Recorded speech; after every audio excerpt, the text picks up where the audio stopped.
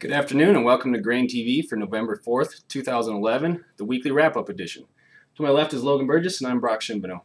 Well, Logan, this week we saw little happen by way of price action in the markets.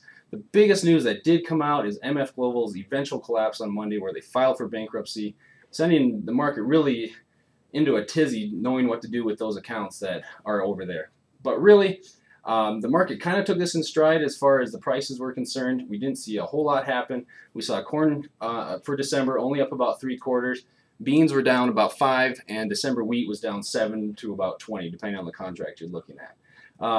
But as we wrap up harvest here domestically, attention's going to turn down south to our southern friends in South America, Brazil and Argentina.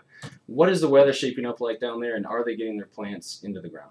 Yeah, absolutely. Well, let's take a look here real quick at a map provided by our friends over at Planalytics. This is a Vegetation Health Index map. It measures greenness. As you can see, we've received quite a bit more precipitation this year than we were last year. It's really helped those guys get the crop from this year planted. And, that's something that we need to keep our eye on as we move forward. They're already taking quite a bit of export sales from us at this time during our harvest. So they're going to be a major player, I think, here moving forward. One thing to keep in mind is that this is a La Nina season, so we'd expect an area of dryness to be seen across southern Brazil and northern Argentina. The good thing for them is that that's primarily a wheat growing area, so it's not going to be as critical for that crop throughout the growing season. But we'll keep you posted on that here. We'll go to a quick commercial. We'll come back and look at some charts.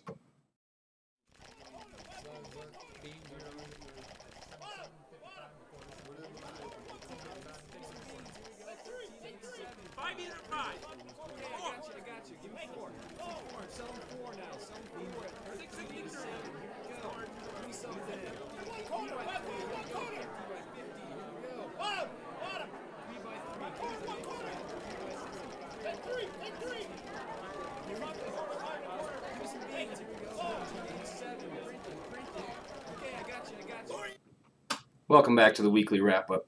Well, Logan, we've been trading mostly sideways and range-bound since our last WASD report. Let's take a look at the December chart for December and see what we've been looking at technically. Yeah, absolutely. Let's take a look here at FireTip platform, a platform all grain hedge clients gain access to. As you can see, like you said, we've been really range-bound since that October 12th USDA report. The range has been 630 on the low end. We traded up towards 660 intraday, but we really haven't had a close that's anywhere near that. And you can see here we drew Fibonacci retracements on this large sell-off that we saw during the month of September. And this contract's had a really hard time trading up to and closing above that 38% retracement. So I think there's a lot of technical traders right now that are watching that level. And I think this contract and the market in general is really going to be looking toward that November 9th WASI report. I know there was some news out of Japan today regarding their currencies. Can you show us how that played out on the FireTip platform? Yeah, basically on Monday, Japan came out and said they wanted to take some measures to actually weaken their currencies to make their exports more competitive on the world front, spur some business action over in Japan. So what we saw them do is we actually saw them sell about 7 trillion yen into the world market, devaluing their currency. And when that happens, it actually strengthens our dollar index because the yen is actually the second largest component of the dollar index. So we saw that happen on Monday, a large sell-off in the yen. Dollar index strengthened because of that and because of some circumstances happening over in Europe. But how this will affect the grains is it's going to make us less competitive on the world front as our dollar is stronger now, making it harder for other countries to actually import our grain. This has been an issue that we've had going for quite a time now, especially in the wheat market. But there is some news that China is looking to make some deals with South America, Argentina in particular, to actually bolster the trade between those two countries.